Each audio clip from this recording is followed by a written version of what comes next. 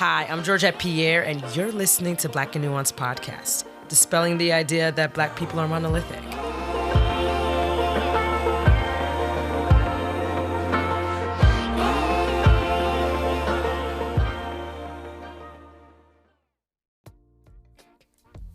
Being othered or being one of one in various corporate spaces is something that hits too close to home. I didn't really think about it when I started working at the age of 16, although I had an experience that only recently came to surface as I started addressing this episode's theme of navigating Blackness in white corporate spaces. I recall two work environments that had me questioning my worth and my well-being. I did not like that at all. I worked in New York at the time in TV production, a space that still needs to evolve and having Black people in significant positions that could really affect change, like hiring us to be managers, directors, and executives, not related to DEI. So when I had my first Black boss and a Black woman at that, my perspective on how I saw myself changed completely. She saw more in me than I saw in myself, and she wasn't going to allow me to stay complacent, so shout out to her. So imagine the motherfucking shock I felt when I left New York for the first time to move to Florida to not only take an $80,000 pay cut, but to walk into a toxic environment created by the manager that hired me. I could have stayed in New York for all that. It sucked because the higher-ups turned a blind eye to the manager's behaviors. And God forbid you didn't kiss their ass or you were too outspoken. Significant career opportunities that came across their desk didn't touch you. Needless to say, I got the fuck up out of there a year later and moved back to New York in 2019, but not without picking up some emotional PTSD scars along the way. Okay, so I'm back in New York, enter the pandemic a few months later. I had to navigate various freelance and consulting opportunities until I landed something consistent, and here comes the consistent job. This manager's leadership abilities were horrid, lazy, and very green in nature compared to what I was used to. Here we go, PTSD all over again. So when I got onboarded during the pandemic, I was already at a disadvantage.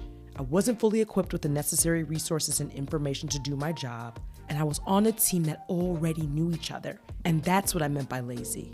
The manager didn't take the time to see how my strengths fit into the puzzle of the team that they had already created.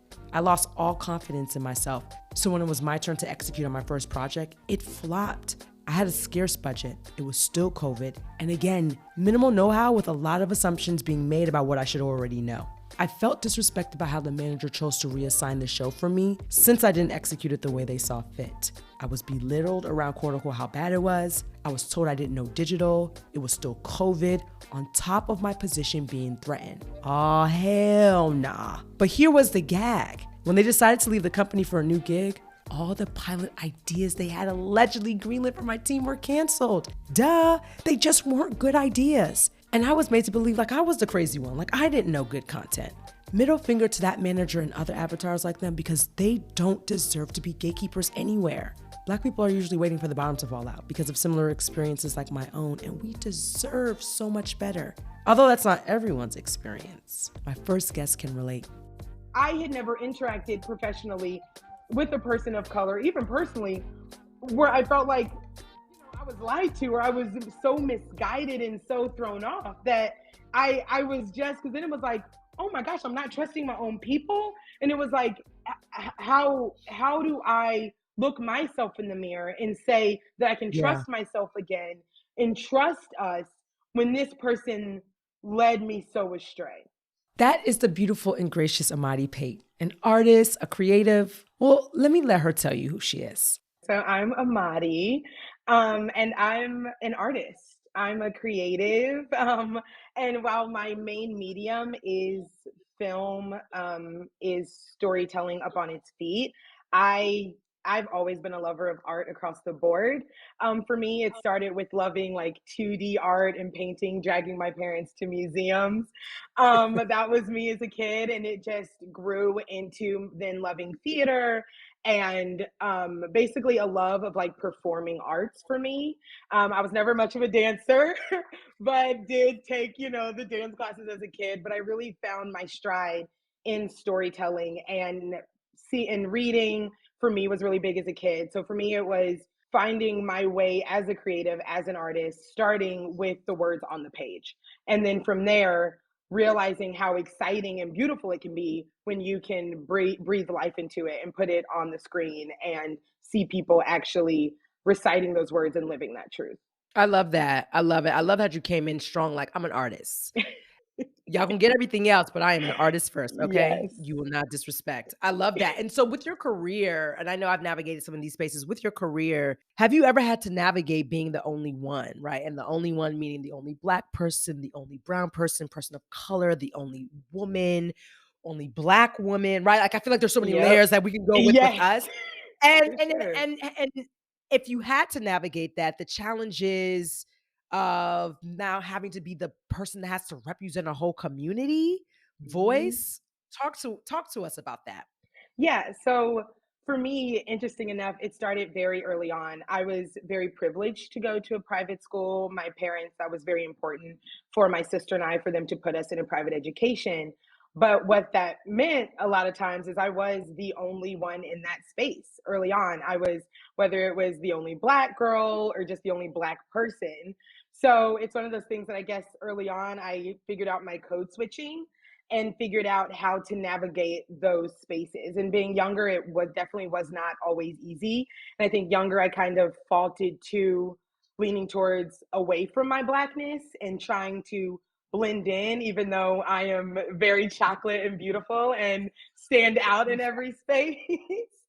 But I think as a kid, it was that feeling of like, ooh, I don't like being different. I don't want to be different. But definitely as I grew up, and what was nice is that in my home, my parents never, or they always celebrated the Blackness that we come from. It was always, we're proud to be Black, the storytelling, whether it was with our family, it was always exposing my sister and I to Black spaces, whether it was going to the one bookstore in Dallas that was in all of the authors, all of the books were by artists or authors of color, so, or it was going to the library and making sure we're checking out books by Black authors and Black illustrators. So for me, it was always at home and in the spaces where I was learning. My parents tried very hard that even though in school maybe I was the only one, at home I was going to get the education and the history and not feel like the only one or know that there is a history and a people outside of me. But growing up and then being in college and then grad school, especially in grad school and deciding to go into film and TV, I was the only one. And what it became was realizing, because at that point, I'm grown, I've come into my own, and Mhm. realizing that I want to be that voice and I want to speak up. And sometimes I know my voice came on in a way of like, oh, not necessarily a kind education, but kind of an education of, I'm just going to let you know what it is. I'm not going to make it pretty. I'm not going to try to gloss over it or make you comfortable.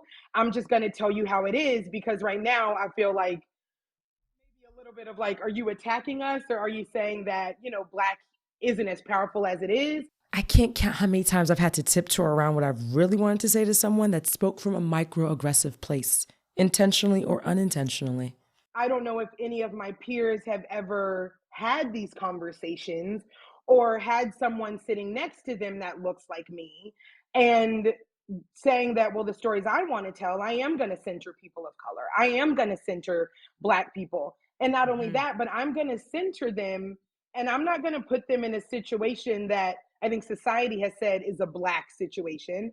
I'm going to put them in a situation of, she's a Black woman and she's walking to work and she's going to get her coffee and then something happens and she wakes up and it was all a dream and now she's like living her life at home. It's not something that's like, oh, it's been a struggle or oh, it's always about slavery or her past. No, because if I'm telling my story, this is what's real for me. I am the girl, running to work because I'm late and I got up and I got my coffee and I'm trying to check my email on my phone. And that, it doesn't matter if she's Black, white, Asian, Puerto Rican. It's just the story of this woman in that tale. And so Yeah. that's what I found in using my voice and telling those stories in those spaces is I was like, well, if this is a school setting and we're all learning, well, if I'm the only one in here and my professor is also white, then that I'm now the only person in this space to tell that story, to say that's not how it has to be. The what you've seen on screen, well, let me, since I'm the only person, you may not have ever heard this from anyone, you may be too afraid to ask the question. I'm going to sit here and I'm going to make sure that when you leave my space, though, you've been a little more educated or you've been told a little bit more about the Black experience that isn't something that you knew before. But there is always a fine dance we have to toe on when and where to speak up. I mean, I still struggle with that now. This idea of shrinking when I didn't have immediate language, but I have gotten much better in the advocacy work for myself and others. When did you find comfort using your voice? I think in an educational setting, I think I was more comfortable because it's, with my peers, I think I felt like we're on the same level. Oh, okay, I can tell you this, whether you listen to me or not, I can say it how I want to say it because, you don't, it's not a hierarchy here. But I think once I moved to a professional setting and now Yep. I'm more so the subordinate or you're my boss, you're my manager, having that conversation or pointing that out, it did become a little more difficult. And it became more, in my mind, more of a calculated situation because it becomes, well, if I say something, are you going to take it as, oh, she's being aggressive? Oh, she doesn't know because I've been in this industry for 20 years. She's only been in it for I 2. She doesn't know. So and then for me and that's something I had to battle with because that's true. I don't have the experience. This is my second job. So, no, I don't have the experience in the industry, but I do have the experience as a Black woman, and I have been in the world and had to navigate this world as a Black woman. So, well, maybe I don't know maybe how it is on the page or then how it translates to screen, but I know this story more than you do. And so it Mm-hmm. became me having to figure out how to use my voice and definitely having to figure out and sadly code switching because it is that situation where it's not my peer. So I can't just say, no, this is how it is. I do have to figure out how to say it to my boss, my manager, in a way that is constructive and respectful to also make sure that they hear it and that they can carry it forward in their next interaction and situation. There's this fear of, right? Fill in Hmm. the blanks. Fear of getting Yes. fired, fear of being told no, fear of this, fear of being demoted, fear of whatever. And it becomes a level of frustration as well because Hmm.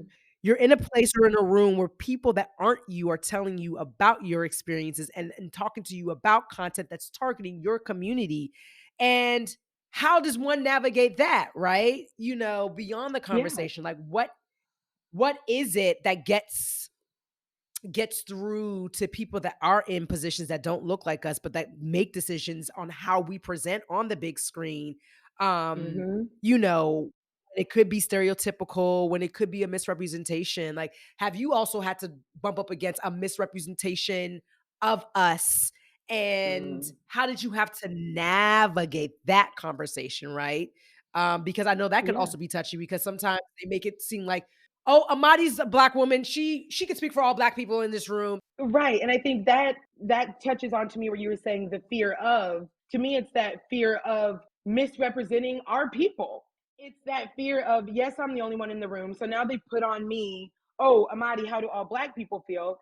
And then it puts on this other layer of fear that I'm going to say something that's not how the Black people feel and that it's just how I feel. And so now, oh no, they're Yeah. going to come for me. And I thought I was doing it for us. And now it's got misrepresented and now it's turned around. And so that's, for me, that's always the position I've been in of like, well, now I carry this weight and it's an important weight and it is something that I take very seriously in those spaces. Without fail, Black people are constantly put in a state of having to represent the whole community, as if only one type of Black person exists. It makes me think about what Issa Rae said on The Late Show with Stephen Colbert back when Insecure first came out. Don't start sentences with, hey, do Black people? Don't do that. Because they don't? Is that why? Because they don't? It's just, I don't know. I don't know what other Black people do. We are not monolithic, nor are all of us omniscient. But it's a frustrating thought to know that people in positions of power have very limited views of how we occupy space, thus limiting our opportunities in places where we could really make a difference in the authenticity of the stories that get told on screen. It was one of my first jobs out of school, and I was on a desk as an assistant. And I had these managers, and one of them, she just, I think for her, she felt like she had been in the industry so long. I think she felt like she had seen it all, she knew it all. And I know for her, it was hard to hear something that wasn't what she already believed to be true. What from her experience was already fact. So it was something where they were working on this new project, and it was like, oh, Amadi, we'd love for you to read it. We know this is where your interest lies. Please read it. Let us know what you think. We're trying to, figure out casting and that sort of thing. And I was, of course, I'd love to read it. Thank you for the opportunity. And I'm reading it, and to me, it was about people just like in a different, it was a work setting story, but in a different place. So it's like, okay, no one is typical in this space. I wouldn't say that, white people are normally in this space or Latino people are normally in this space. To me, it's just, okay, a workplace story. Great, anyone can be here. And when they were thinking about the casting or the people that could tell this story, they saw it very much as white people, that this lead has to be a white man because of the setting, because of the story that it's telling. And I pushed back a little, and I felt like, well, I read the script. I'm reading the same thing you are. These are about people at work and having relationships. To me, there's no color to that. There's no, unless you want a specific actor, but even then, and it was interesting because I heard a conversation where they mentioned a well known Black actor. Someone told them, I think this actor would be great for this part. I don't see a Black man in this part or this space. Mm. And I was kind of like taken aback because then I was like, did I read something else? Did I misunderstand what the story is? Like, what am I not getting? And then it clicked for me that they just don't believe that a Black person could be in that setting. And it was just like, you're a person who's been in this industry for 20 plus years. You're a person who's responsible for people of color getting jobs, and your mind isn't even that open to understand that we can occupy spaces all over the world. And that's when I Mm. realized, wow, if that's what you think, how much trouble are we really in? And you're someone who believes In. that you are open, that you are liberal, that you are Mm. inclusive. And for me, it was just this, like, wow.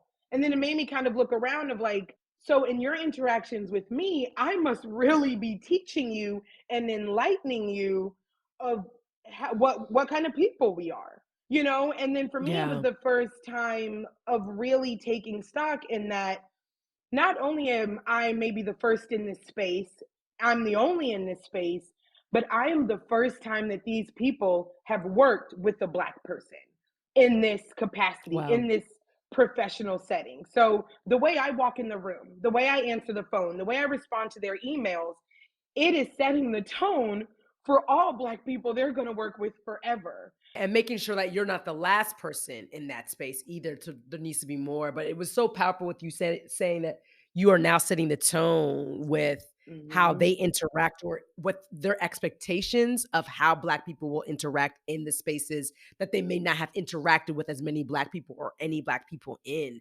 Yeah. Thinking about DEI then in some of these spaces, like, the what you hear versus what you see. Has it always matched? For me, it's been a mixed bag. Okay. I'd say at one company I worked at, it was very evident. It was, in like when I came into space, I wasn't the only Black person in the room.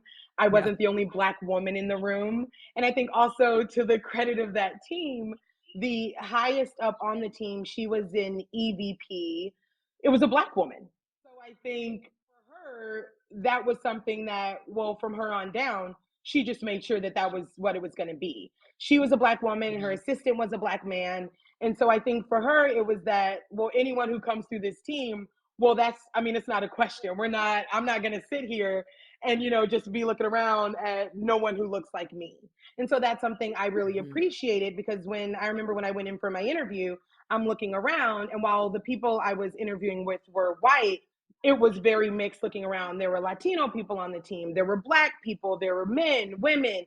It was very mixed. And so that was something that coming into that space, I did feel really comfortable with, that it was like, okay, I know that I'm not the first. I know I'm not the only. And I know that in my interactions with you all here, it gives me a little more liberty to be myself as well. because I'm not having to carry this weight and also kind of carry that fear as much as I did in other spaces. I can get a little more comfortable and that in my conversations and in the way I explain things or respond to things, I can put a little more Amadi in there and not just corporate Black woman.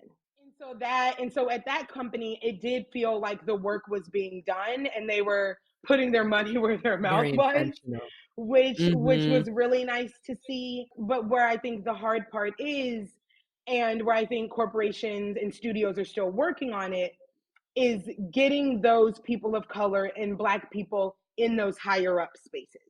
I think that's where they're still trying to figure it out and make it work. Because I think at the entry level, at the assistant, Of course. intern level, oh, Hmm. that's easy. But I think when it becomes a supervisor position or that vice president position, Where they can make decisions. yes, and where their decision making can really waterfall and trickle down, that's where corporations are really having a hard time. And that's where I'm Mm. seeing they're kind of tripping over themselves or kind of at a loss. And I'm still sitting here like, where's the loss? What's the hard part? Because I meet Right. people all the time who are Black or people of color who do have that ability, who do have the resume, who do have the skill set. And so my Mm. question just becomes, well, where are you looking? Who are you talking to? Okay, well, they didn't do the work when they were younger to expand their circle. So now that they're older, their circle looks like them. And so they can only reach so far. Yeah. So it's like that's where I feel like the corporations need to do more and not just leaning on their employees at that level, but really doing the work and reaching out outside of the people that are already in the positions. And whether it's in like putting in programs or initiatives and saying we're going to reach beyond what we know. And it's going to be more work, it's going to be a little harder, but it's worth it. It's not a secret that most corporations have some work to do around inclusion of hiring us beyond DEI roles. But what about how Black women specifically are treated in some of these places? The microaggressions, the blatant disrespect, the dismissive attitudes, and feeling invisible at times are just a few things I've encountered. I still haven't mastered how to manage being on the receiving end of these oppressive behaviors, so I asked somebody how she navigates. And we had some things in common. I think for me, in the past, the way I combated it, because I've been in spaces before where we're in meetings and, we're talking about, oh, whether it's like with casting or we're looking at these candidates and we want to bring them on. And it's like we're looking at all these kids, all these people, and someone speaking about them, and the descriptors used for the Black candidates were always it was always about their speech. It was always, and they spoke so well, they spoke so eloquently, and that sort of Mm. thing. And know that no one else in the room heard it, but whenever someone says something like that, I hear it. I hear it and I feel it because I know what you're saying when you say it. When you say it, what you mean is I didn't expect them to speak eloquently. I didn't expect them to be able to Mm. speak professionally. And so I want to note it because aren't we all surprised? And when I've been in that space, Mm. when I heard that before, I had another friend on the team who was a Black woman, and we kind of would just vent to one another. We would then walk away and be like, we need to have coffee. We're going to go take a walk. And we would use that time to with one another and kind of vent and be like, can you believe, or did you hear, or did that affect you the same way?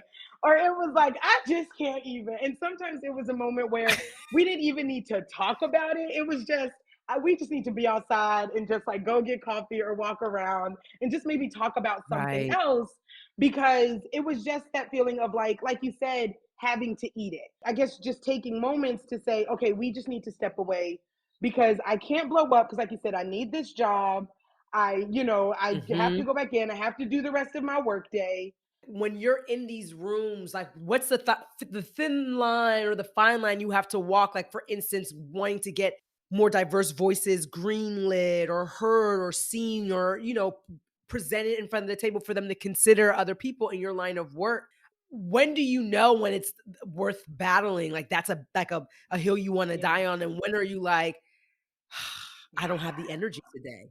what's sad is that that's how it is sometimes, that we do sometimes have to go, I don't have the energy today, which is hard because it's like, I'm trying to fight for my people, I'm trying to fight for me, but it's like, how much fighting can one woman take? And it's like, that's what's so hard is like, I feel like every day I do kind of come in with my battle gear on. And to me, that's not necessarily a negative because I want to fight for us. I want to fight for our space and for our voice, but it is a question of when and how to do that. What I've done, I feel like my little piece of combating it is when they ask in my job, when they ask for casting ideas, when they ask for writers, when they ask for directors, from Amadi Pate, you're only going to get a list of Black creators. Any list I give you, it is going to be only Black people. It's going to be men, women, whatever. But if you're, it's like, oh, Amadi, we'd love your opinion. We'd love to know what you think. Please give us a list. If it's coming from me, it's only going to have All Black Black names on it. everything. That's it. That's it. So when you look them up, when you see what work they've done, Yep. it's going to be like only Black creators. Because for me, not Mm. only is it putting names in front of them that maybe they've never heard, they've never thought about, because then they're going to have to type that name in. They're going to then do the research. They're going to see what their credits are. So then from that, they're automatically maybe seeing work they've never heard of. They're seeing shows or films they've never heard of. Mm. And so then it's like, oh, that's going to educate them because then they're going to have to click on it and see, because I think a lot of times what I found is people aren't, especially these higher ups, they're not necessarily watching shows and TV shows outside of their own interest. They're not Right. watching TV shows outside of creators they know. So when I do that, not only am I guess, for like putting them on to content that is relevant today, but it's also putting them on to people or creators they've never thought of because that's just not in their interest. So it automatically forces them to kind of research and get into things they were unaware of. It's the intentionality for me. So when I get in, I have to make sure others next to me, behind me, all around me can get in too, hopefully with less obstacles than I had. My next guest knows all about intention as well. When it came to breaking into my career in media and entertainment, I did not have any issues getting in. So I really got my sort of start in corporate America at a Black-owned company. So it really changed how I stepped into a lot of these predominantly white institutions, whether it be MTV or, Spotify, Sony Music, wherever it might be. That's my good friend, Stephen Williams. I like to let my guests introduce themselves to the collective. I am a humble servant of God and I am a work in progress. That's how we're describing me today. Stephen and I met back in 2014 when he was working at MTV and I was working at VH1, owned by the same umbrella company now called Paramount, but known as Viacom back then. We also had contrasting experiences navigating these corporate spaces. When it comes to this topic, I can speak to you about it all day long, and not necessarily from a negative standpoint of like all of these terrible things happen to me, not necessarily that, but more of like, here's what I've noticed is important to keep in mind, or things that I've noticed you might experience or see or hear when you are a person of color navigating these spaces, because it's not always going to be what's being done to you or said to you. Sometimes it is just how you are going to perceive things or how you're going to move differently just based on your cultural background and things like that. It just affects the way we see things and how we move a little bit differently. My experience being the only Black person, only Black woman or person of color in the space required me to show up differently. What has it been like navigating as the only one if that was your experience? I've never been the only one. There may have been a meeting here or there where I was the only one, but when it comes to the team I worked on, leaders that I sat under, I've never been the only one. I think a lot of times that definitely is the case, for sure. So I don't want to dismiss that because that is a reality. But I think because we know that's a reality, we often think that because we're often the only ones that means we're going to have a difficult time getting in, right? And so what I can say to that is, when it came to breaking into my career in media and entertainment, I did not have any issues getting in. It was actually pretty simple. I started, interning for P. Diddy. So I really got my sort of start in corporate America at a Black-owned company. And that really shaped how I moved into different spaces when it came to media. Because when you work for Puff, when you're an intern for Puff, you work for Puff. You're an intern, but you work for him. And, he treats everyone the same, from the intern to the president of Combs Enterprises, right? Everybody is a high performer. Everyone knows how to deliver, et cetera, et cetera. And you look around and everybody looks like you. So it really changed how I stepped into a lot of these predominantly white institutions, whether it be MTV or, Spotify, Sony Music, wherever it might be. So I think that's first. Even if you are the only, know that you belong, and just know that you can still make your way into those spaces. Like, even if you think that, there's not many of us, there will be once you step through the door. Don't let that deter you, and don't let that cloud your perspective of self, I would say. But I've never been the only one, and that has been, I've been really grateful for that, because every time I've noticed that I'm not the only one, I've just been really, really grateful for it, because I see the coverage and the perspective that is shared, and how that contributes to the ultimate product, whatever it is we're doing, whether it's we're launching a marketing campaign, or we're sending out a tweet, or, producing a live stream in Orlando, whatever it is, just having people who share your perspective really does make a difference. When we were in Orlando for the live stream, one of the on-camera talent, a comedian, a Black gentleman, I can't remember his name, but I was introducing myself to him, and he was like, "Oh my God, it's so good to see, us here doing this production at Google." And I was like, "Oh, that's a common thing, like all the way up to our leadership. Our VP is a Black woman. So, we are out here." So I would caution people to be careful with fully accepting the idea that we're not out here, because we are. Yeah, but you understand why people feel that way. Oh, yeah, because it's a reality. We are not in a lot of spaces. We are not in a lot of spaces, but we are in a lot of spaces at the same time. I want to encourage people to really shift their focus. And even if you're going into a field where there is not a lot of you, go through the gate anyway. My pastor just said that. When the gate is open, when the door is open, do not question yourself. Do not question if you belong. Go through, because we need you. We need you there. What do you attribute that experience to? God's grace in being covered? Something else? It was definitely God's grace, and it was definitely timing. If I would have been a bit older, like you're a bit older than I am, right? Yeah. And so if I would have gotten started 5 to 7 years before 2013, I know it would have looked differently, because I got started in media when we were just beginning to have this sort of golden age renaissance of people of color being in media, right? Scandal was coming to the table.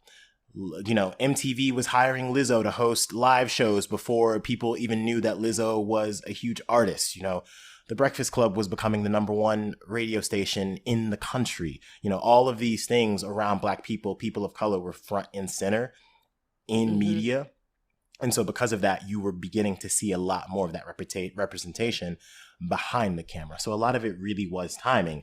But I will say, my mom did such a great job of preparing me to move from a Black-owned media company to majority white-owned media institutions. She told me when I was leaving my internship with Diddy, I was there for 2 years. She was a little worried about it, but she basically said, expect things to be different when you step out of an all-Black company. Expect to have to navigate a little bit differently than you would working for Diddy. And that was exactly what I saw. However, I saw it under the perspective or context of being protected, specifically by Black women. Right?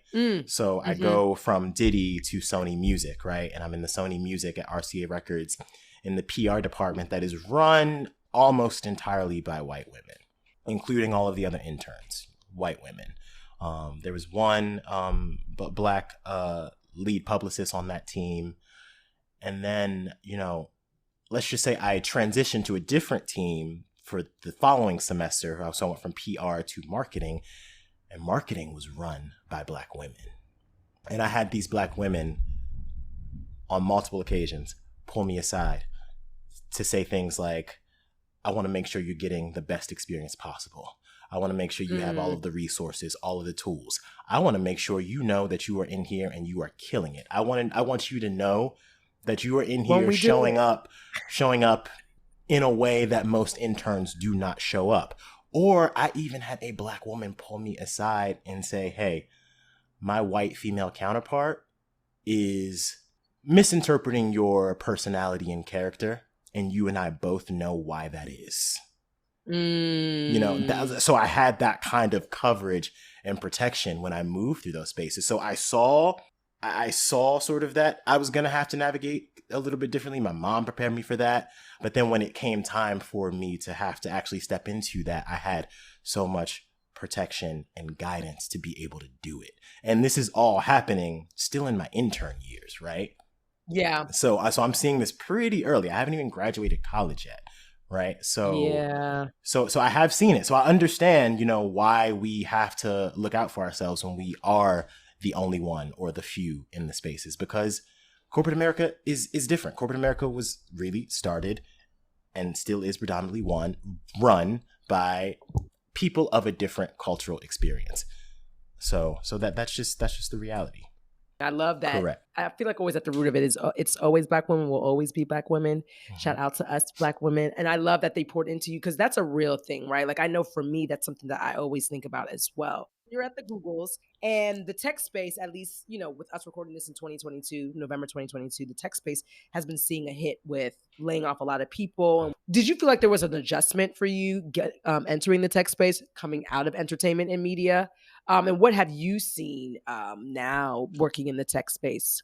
When it comes to, things like the economy and layoffs and, how the chips end up falling when companies decide to do what it is they do, it's really layered, because when it comes to tech, there's one issue of like, how do we get more Black people and people of color in the door, right? But that's not really what you and I are talking about, because I'm in there. My VP is a Black woman, so I'm in there. But then, you see all of these layoffs happen, and you see so many of the people being fired are Black and brown folks.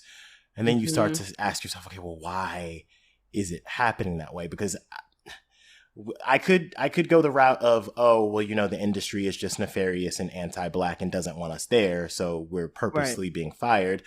I'm not convinced that that's what's happening, but what I can see is clearly happening is that in 2019, in 2020, all of these Black people and all of these people of color were hired for diversity and inclusion positions that previously did not exist. So it was like the floodgates were opened, right? And then 2 years later, we're in a recession. So all of that sort of extra, well, I don't mean to call it extra, but all of that sort of novelty in terms of headcount and positions and teams, all of that is being taken away, right? And so much of Black people and people of color in large numbers being in tech in large numbers is new. A lot of these positions are new. A lot of these teams are new. I actually remember when all of these Black folks started to get hired, there was a lot of people talking about just what you talked about, like, what's going to happen in 2 years? Are we still going to be in these positions? Are we going to be let go? Are we going to, rise the corporate ladder in terms of rank and positions and really have some leeway to make things happen in these different spaces? But unfortunately, that has just not happened yet, because we're still so new in the space. Like, it goes back to what we were talking about earlier. No, I wasn't the only one. No, I'm not the only one now. However, us being there in the numbers that we are there is still so new. So we're still susceptible to a lack of representation. We are. And that is what we're seeing. I know after the pandemic, and the pandemic is still going on. It is. But after the Just ask China. After the peak years, there was this whole thing around Black's not in anymore, get it while it lasts. And I just didn't want to lean into that, to be honest with you. What are your thoughts around that? I was thinking about that, and for me, it becomes, when it comes to like DEI and things like that, like I'm so happy that so many Black people got in the doors at a lot of these tech companies, because regardless, that's 2 years at a major tech company on your resume, regardless of what layoffs happen now. Now you have 2 years at a tech company on your resume. That puts you in a whole different stratosphere when it comes to your job search. I mean, I just got a DM message before I hopped on this call with you that shocked the shit out of me. Wow. I'll give you another example. We had a leader on my team leave after 4 months on the team because she got hired by Beyonce. Like that is the type. And when I say working at a big tech company will change your the ballpark that you play in when you're job searching, it really, really will. But to that point, and now we're all talking about job security because of layoffs, whether you're white, Black, brown, or anything in between. Yeah. I think it's really important to know when corporate spaces and corporate America is hopping on a trend. So for me, with all of the experience I would have known if I took a DEI role at one of these companies in 2020, it might not be there in 2022. When Black Lives Matter dies down and George Floyd is laid to rest. I have that foresight because I've worked in corporate America for so long, for so many different places. I know how things tend to move. So I think it's also about having foresight, right? Try to have as much foresight as you can. Pay attention to not just what your role is and what your responsibilities are, but where that fits in the larger sort of organization or ecosystem of the company and where their priorities are. So I asked both of my guests to share a moment in their life that caused them to course correct personally or professionally. What I like to call a life interrupter moment, aka what the fuck just happened moment. Here's what Stephen had to say. I would say there's a couple, but the transition from entertainment into tech was definitely one of those, okay, what the fuck kind of moments, right? Because before I got to Google, my resume was beautiful. It was, and I don't say that to toot my own horn. I'm saying that as like, what do you define as beautiful? Meaning flashy is what I mean. Is the exact sort of words that many an HR rep has said to me. Very flashy, very impressive, very big company. Should we just name them? Okay, Combs Enterprises, that's P. Diddy. Yep. RCA Records, that's Sony Music. I did a music distribution internship for a distribution firm in Madrid when I was in college. That is, that's MTV. That is SiriusXM. That is Spotify, right? All of that was before I got to Google, right? And so I got a lot of, your resume is really, really flashy. So I knew it would be a transition, but I thought it would be a relatively easy one. But what I realized is like going back to my linguist background, with languages and things like that, I realized I needed to learn a different language to be able to adequately communicate the value that I could bring to a team on the tech side of things. We could be talking about the same exact thing over at, MTV or Viacom that they're talking about at Google, but at Google, they have a complete, or in tech, software, anything like that, they have a completely different language for communicating the exact same thing. Even their titles of jobs. Titles are different. I had to spend so much time just figuring out like what the titles meant, on, teams and marketing teams. I know what you're doing. You're a marketing team or you're a content production team. Right. I know what you're doing, but I don't know what that title means, right? There were so many things that I had to learn. So I really had to course correct, recalibrate. And the thing that was like, okay, you're not getting it yet. Going back to my YouTube channel, my work as a creator is all centered around language, right? And I've been very successful as a language-centric content creator. And so I thought when I got on a call with Duolingo in the middle of 2020, in the middle of 2020 to join their content team, or I think it was actually at the beginning of 2021 when I started talking to Duolingo. And then they just rejected me after one interview. That was kind of like how your face just did that. That's exactly what I did. I did a double take. Like, what?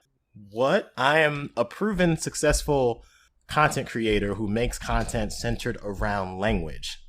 This team is looking to build a team that will support Duolingo making content around languages. What is the disconnect? I was like, that doesn't make any sense. And so I said to myself, it has to mean that I need more information. That was the only meaning that I would accept. It didn't have anything to do with me not being prepared. It didn't have anything to do with me not being good enough or capable. Yeah. It was just me needing more information. Okay. And literally the day after I got that rejection, I got a text message from a mutual friend of ours who was at Google. She told me about a job that they had opening, which is the job that I have now. But, you know, what I love so much about that moment is that, you know, the very next day I was able to sort of talk with her about like, okay, so here's what I've been doing. I've been trying to get into tech for a while, but like, how do I position myself so that they get it? Because I get it, but it's clear to me that on the other end, they don't get it yet. And I'm going to put that on myself to figure out how I make sure that they get it. And it really came down to knowing the language. Just look at the job descriptions, right? For those roles and start to incorporate that language. Look at resumes and LinkedIn pages of people who work at these companies. And that'll start to give you clues into the language that you're going to need to implement into how you speak to your own unique value.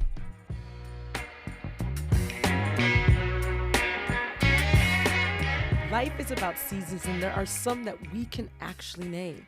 Wrapping up our conversation, I asked my guests what they would have named the chapters of their lives before and after their life interrupted moment, starting with Stephen. When I was younger and thought life was one way, and then through either one experience or a series of experiences, it was like, oh, the sort of the rose-colored glasses or the blinders were lifted off of me. And I was like, oh, life is so much more and so much different than I initially thought. I would say the title, is this a movie? Is it a book? What is it? Is it a song? What is the title? Whatever you want it to be. It would be called Blind by Choice. Blind by Choice. A spiritual teacher I follow, you and I both follow, Esther Hicks. Yes. She says, and I've heard her say this for years, but this year I really began to understand the meaning. She says, we are so free that we can choose bondage. And what I'm specifically talking about is mental bondage. Being bound by our perceptions of reality. Being bound by our fears. Being bound by our family histories. Being bound by our past. Being bound by tradition. What has always been, right? You know, Jesus didn't say, I'm coming to heal the people who know they're blind. He says, I'm coming so that you may see, because none of you are seeing. So what I've recently been able to do is really, really take inventory of all of these spaces internally again, where I am allowing myself to be bound. And I see that so clearly in my past, you know, before, you know, I started, you know, walking with God a little bit differently in my mid-20s. I see all of these ways that I've been bound. And I'm in this season now where like all of those attachments or, you know, forms of bondage are just being released. I'm learning how to let them go because I'm in this space with God where like he's able to use the small things to show me where I'm bound. You know, like the things that I'm going through now, the challenges that I'm going through now, while they are very difficult, I have the perspective of like, wow, how blessed am I that I get to learn this very important life lesson through this thing that is not very serious. You know, Meanwhile, I can look at other people going through much graver, much more dire circumstances than I am. And so the memoir now, or the movie, whatever it is now, Title, it would yeah. be called Blind by Choice, Vision by Grace. Okay. and I got that from Amazing Grace, right? That's where both titles really come from, because that's the song that talks about being blind, right? Now I see. The song says it was grace that taught my heart to fear. So I was blinded by choice, unbeknownst to me. Yeah. Now, thanks to grace, I have vision. Stephen doesn't mince words, honey, and neither does Amadi. Here's what she had to say about her life interrupted moment. I'd say it was 2021 last year. I had this opportunity for a new job, and it was going to kind of put me in a development sort of manager position. It was an opportunity to join this small production company that was up and coming, and there was going to be an opportunity for me to really, I feel like, take more of like a position as a higher up in a way I hadn't had that opportunity before. And so I was really excited, and I left a very secure job, a very secure position with benefits, where I was comfortable and I felt like I was somewhat on a track to grow, but it wasn't necessarily what I wanted to do. So I took this other job, and I was really excited and I was really hopeful. And I'm someone who is, in my career, in my educational journey, I've always been very assured of what I was doing. When it came to college and my major, when it came to grad school, when it was knowing I wanted to move to LA, knowing I wanted to go into film, I've always known what that was. Whether there wasn't a set out plan, but I knew this is where I want to end up. These are the intentional steps I'm going to take. And so suddenly I was in this job, and it was not what it had advertised to be. And I suddenly realized I made this decision. I put myself in this position. And now I was questioning, in a way I never had before, my career. I was questioning my skill set, my talent, and my knowledge in a way I never had before. I know I'm smart, and I know, especially when it comes to development, to film, I know what I'm talking about. You sit me at the table, you put a script in front of me, and I know what I'm talking about. That there is no question about my knowledge. And suddenly I was questioning that. I was questioning where I was, what had gotten me here, and my own knowledge. And it scared me, because it was like, this is not who I am. This is not who Amadi is. And it was also unsettling, because now I had left a comfortable job. I was now in this job where I was unsure. And I also felt like the person who had gotten me in this position, my manager, she was someone who I felt like I was prepared to trust. And she had told me that I could put my trust in her. And so suddenly it was like, I don't know who to trust. And now I can't trust myself. And I was wrong in trusting this person. What the fuck? What am I going to do? And so it put me in a place where I was just so scared, and I was so nervous. And I guess I was unprepared, because the person who I was reporting to was a woman of color.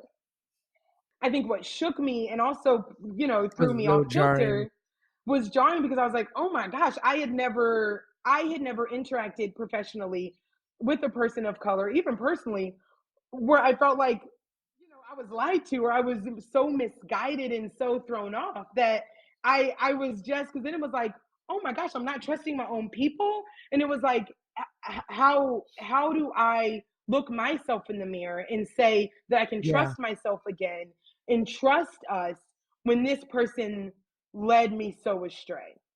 And it was such a weird season for me. I'd say about 4 or 5 months, and it was hard and weird, and it was so unsettling. And looking back now where I am, I just feel so blessed and grateful, because I was able to get myself out of that, and I was able to walk away and, turn to her and say, I wish you the best of luck. And I know that I could have written a long email. I could have said, you're this, that. I didn't like how you did this. I didn't like how you did that. This was wrong. This is how I felt. But what I realized was, what I needed was, I didn't need to say all that to her. What I needed for me was to walk away and just know that I did my absolute best, but that I'm Yeah. putting that behind me and that I don't need to carry her. I don't need to carry that experience. And I felt like putting it on paper would have, for me, it wasn't the right thing to do because I didn't need that out there. I spoke to her and I said, I wish you the best of luck with what you're trying to accomplish, with what you're trying to do. This wasn't for me, but you know what? I'm gonna walk away and that's it. This and I said this experience taught me a lot and that's it. Because I don't wish her ill will. She has a lot she needs to work through. And and as a Mm-hmm. woman of color, I do wish her the best. And I hope that she can find a place where she's able to help people grow. But she wasn't able to do that because I think she has a lot that she needs to figure To out. do. And Yep. so I just hope that she can do that work before letting more people that look like me in and setting us back. Because I Yeah. think for someone who maybe didn't have the support system or didn't find that inner strength, that could have broken them. And that could have turned them away Mm. and made them say, wow, this isn't the industry for me. Oh no, that was terrible. And so I'm just grateful that I was able do the work through prayer, so much prayer, and that's something else that experience for me. I'd say it brought me closer to God in a way it never had before because I was like, I Yeah. mean, I have no one else to turn to, but, to say, okay, there has to be something greater than this, and Yeah. just say that this is not all and that my purpose has to be greater than the position I'm in. And that's what I Yeah. told myself. And that's what I said that my purpose, what I want to do in the film industry, and the work that I know I want to do positively for Black people, it's greater than where I am right now. I Yeah. even feel like I had to go through that to know that this is not who I want to be for our people, that this is not the Mm. space I want to create for our people, that it is going to be a space that is positive, that is a space for us, for people of color to learn, to come into this, to come into the entertainment industry and feel like we belong, to not feel like that I'm gatekeeping anything, but to feel like it is for Mm. us and we deserve to be here. And here's Amadi's take on what she would have named the chapters of her life before and after her life interrupted moment. Before that crazy moment, I would say just blessed or blessed to be present. Because I think for me, Mm. it was very much, while I knew I was educated in my talent and my skills, I think I just was so glad at every opportunity that, like, ooh, you saw something in me. I'm going to do the work. I'm just going to smile and be present. And I'm so grateful. And I'm not going to rock the boat too much. But I think after that, I would say it's moving with a purpose, Mm. even more so moving in my purpose. Because I think from that, I fully realized I have to use my voice or it'll get lost or someone will try to tell me what my voice is. And I think before I was so afraid to use my voice or so nervous about getting fired or those fears we talked about that I kind of allowed others to use my voice and end up dictating my purpose. And after that, I realized I can't let anyone do that because in the end, this Yeah. is my journey. I want us to occupy every space and occupy every Mm. corner and just be everywhere. We are not in this alone. I love that. Amadi, thank you so much. Here's how you can find both of my guests online, which will also be in the show notes. So I'm on Instagram, Amadi Ann, Amadi, Amadi, Anne.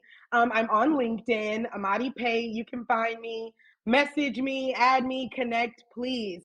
American Boy on Twitter and Instagram. I don't check DMs a whole lot, so don't bother me.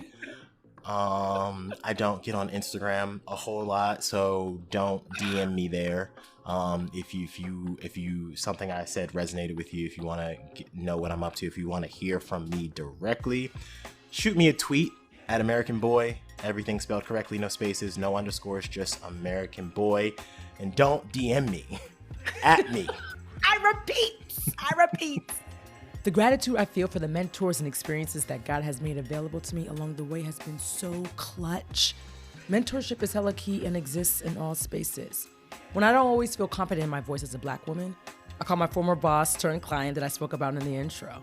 When I'm in spaces mainly occupied by white men and I start to feel oppressive tendencies present themselves, I have a former colleague for that, who flies in with the invaluable and timely insight. I stand taller because of mentorship and the many that I have the privilege of tapping into beyond these two. Listen, I'm not over the PTSD I've experienced in these corporate spaces, but I am moving through it.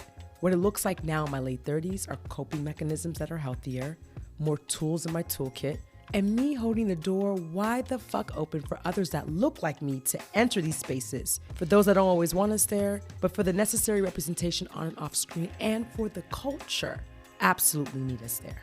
And on that note, I'm Georgette, signing off until the next episode. Peace. This podcast was written and hosted by me, Georgette Pierre, associate producer Tristan Bragg, and co-producer and editor Wise Grisette for the Indie Creative Network. Music by Otis McDonald, King Canyon, and Bail Bonds.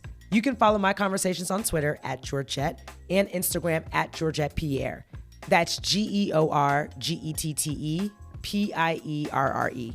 You can follow the podcast on Twitter and Instagram at Black Nuance Pod.